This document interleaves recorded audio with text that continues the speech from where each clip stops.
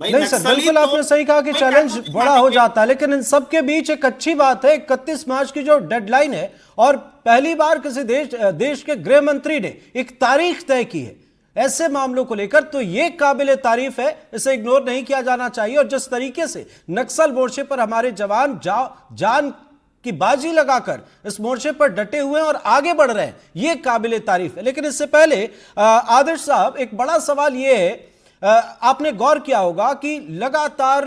दोनों ही खेमे से गोलीबारी हो रही थी, ये सारी चीजें कश्मकश का दौर था, लेकिन बीच में एक वक्त ऐसा आया जब नक्सली थोड़े साइलेंट मोड पर आ गए, थोड़ी खामोशी उन्होंने दिखाई, आत्मसमर्पण की फहरिस्त बढ़ती हुई नजर आई। उसके बाद फिर अचानक इस बीच में शांति वार्ता की बात हो रही थी और फिर अब अटैकिंग मोड पर आ गए। आपने देखा होगा पिछले दिनों ग्रामीणों को परेशान करने की बात, या फिर जो आत्मसमर्पण कर मुख्य धारा से जुड़ रहे उन्हें टारगेट करना। तो इन सबके बीच एक बड़ा सवाल यह उभर कर सामने आता है कि बिना हथियारों के आत्मसमर्पण या कुछ दिनों के लिए साइलेंट हो जाना, यह कोई रणनीति है, कोई साजिश है, क्या है ये?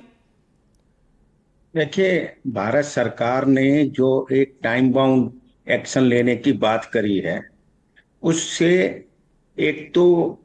सरेंडर कुछ करना, ये एक स्कीम भी हो सकती है कि थोड़े आदमियों का सरेंडर करा दें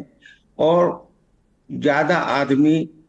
मैदान में जो नक्सलाइट एक्टिविटीज में लगे रहें।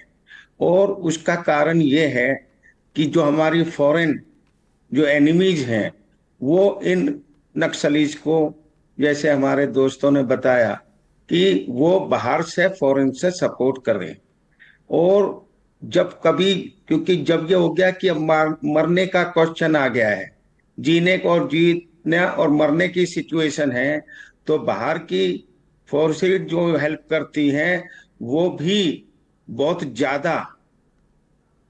हेल्प करती हैं, क्योंकि उनको ये लगता है कि अगर सबने सरेंडर कर दिया तो फिर उनकी सपोर्ट कोई जो हिंदुस्तान में जो ये एलिमेंट्स फिर कभी उठ नहीं पाएंगे और जो फॉरेन एजेंसीज हैं वो हिंदुस्तान का नुकसान नहीं कर पाएंगी। इसलिए कुछ आदमियों से सरेंडर कराना, ताकि ये लगे कि भाई ये सरेंडर कर गई तो गवर्नमेंट जो है ढीली हो जाए, भारत सरकार, और सोचे कि उन्होंने इनका खात्मा कर दिया। परंतु जो गरीब आदमियों की सपोर्ट से